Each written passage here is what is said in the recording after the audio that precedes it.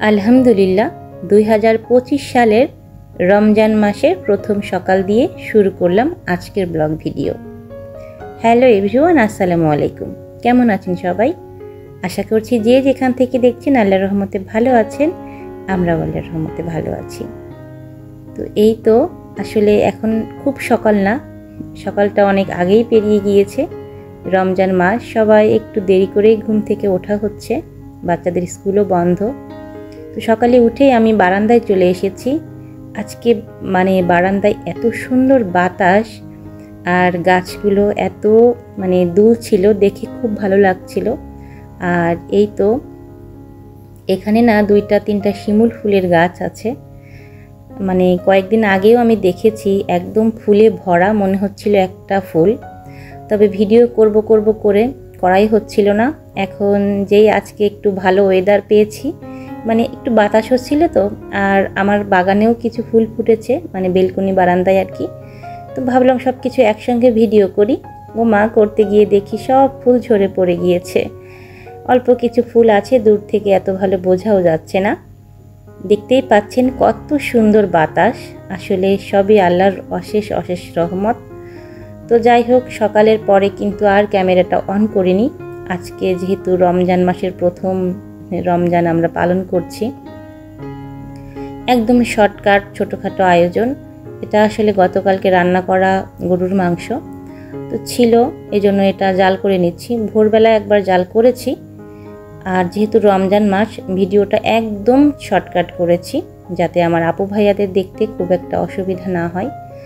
তো রমজানের বেশ আগে আমি মশলাগুলো ব্লেন্ড করে রেখেছিলাম, তো ইদানিং আজকে দেখে আবার শেষ হয়ে গিয়েছে, তো সেটাই আবার রেডি করে নিচ্ছি। যে এই প্যাকেটটাই আমি বের করব, এই বাটিটাই আমি প্রতিদিন বের করব সেজন্য। তো সবার প্রথমে আমি যে আলুর চপটা তৈরি করব, তার জন্য ব্যাটারটা তৈরি করে নিচ্ছি।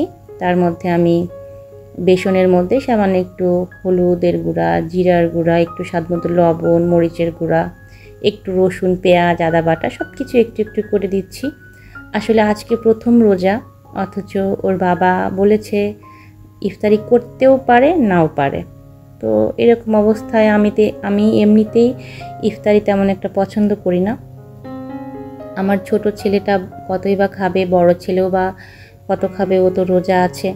তো সেই হিসাবে খুবই সামান্য পরিমাণ আয়োজন করছি, যাতে করে সবাই অল্প অল্প করে খেতে পারে, এই আর কি।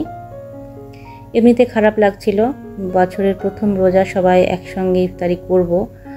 তো যাই হোক, শেষমেশ এসেছে, কিন্তু আমরা ইফতারি করে নেওয়ার পরে এসেছে, হালকা পাতলা কিছু খেয়েছে। তো আমি আলুর চপের ব্যাটারটা রেডি করে, এখন আমি ডালটা বেটে রেখেছিলাম, ব্লেন্ড করে রেখেছিলাম। যারা আমার আগের ভিডিওগুলো দেখেছেন তারা নিশ্চয়ই জানেন বা বুঝতে পারছেন। পেঁয়াজ আর কাঁচামরিচ দিলে ভালো হয়, তবে আমার ছোটো বাবাটা একটু খায়, তো কাঁচামরিচটা আবার মুখে বাঁধলে একটু বিরক্ত হয়, একটু ঝাল লাগে। তো যাই হোক, আমি ওটা খুব সুন্দরভাবে মেখে রেখে দিয়েছি। আর এখন আমি ছোলাটা ভুনে নিচ্ছি।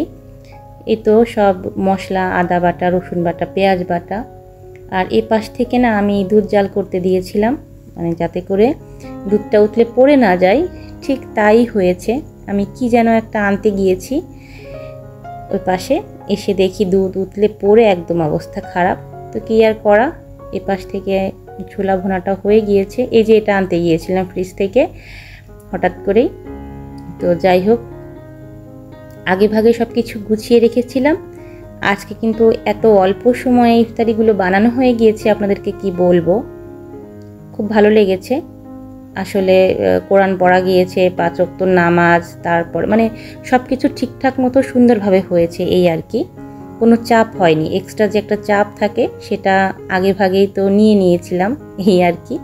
সব কিছু রেডি করে থাকলে আর কাজগুলো বেশি কষ্টের হয় না। এবারে আমি আলুর চপগুলো ভেজে নিচ্ছি। আজকে আসলে বেগুন নেই, আর যেহেতু ওর বাবাও নেই, সেজন্য আর বেশি ঝামেলা করলাম না। এই তো আমার শর্টকাট ইফতারির আয়োজন। আলহামদুলিল্লাহ, আমি যদিও এগুলো খাইনি, পরে খেয়েছি একটু আধটু। আলহামদুলিল্লাহ ভালো হয়েছে, প্রথম দিন এজন্য একটু খেলাম, এরপর থেকে আর এগুলো খাবও না। শর্টকাটে এই যে আমার সব ইফতারিগুলো ভাজা হয়ে যাচ্ছে, একে একে আমি সবগুলো নামিয়ে নিচ্ছি। আলুর চপগুলো কিন্তু দেখতে খুব সুন্দর হয়েছিল, মানে খুব, এবং খেতেও অনেক মজা হয়েছিল। আর এপাশে আমি এখন ডালের যে বড়া সেটা ভেজে নিচ্ছি। এমনিতেই সব কিছু রেডি করা ছিল, তারপরে এখন আবার রেডি করে বসেছি, যার কারণে একটা একটা করে দিচ্ছি আর উঠিয়ে ফেলছি। আর আসলে পরিমাণেও খুব অল্প, যেহেতু আমরা মানুষের সংখ্যাও অল্প, এজন্য খাবারের পরিমাণটাও অল্প হয়েছে। যাক, আলহামদুলিল্লাহ, রমজান মাস, সবাই সবার পাশে থাকবো, সবাই সবার জন্য দোয়া করব।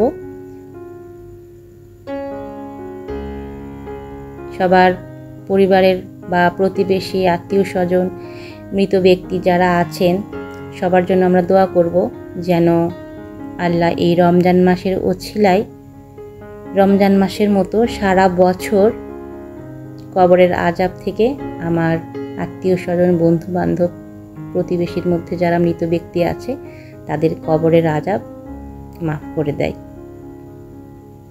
আজকে আর ভিডিওটা বেশি বড় করব না, পরবর্তী ভিডিও দেখার আমন্ত্রণ জানিয়ে আজকের মতো এখানেই বিদায় নিচ্ছি। সবাই ভালো থাকবেন।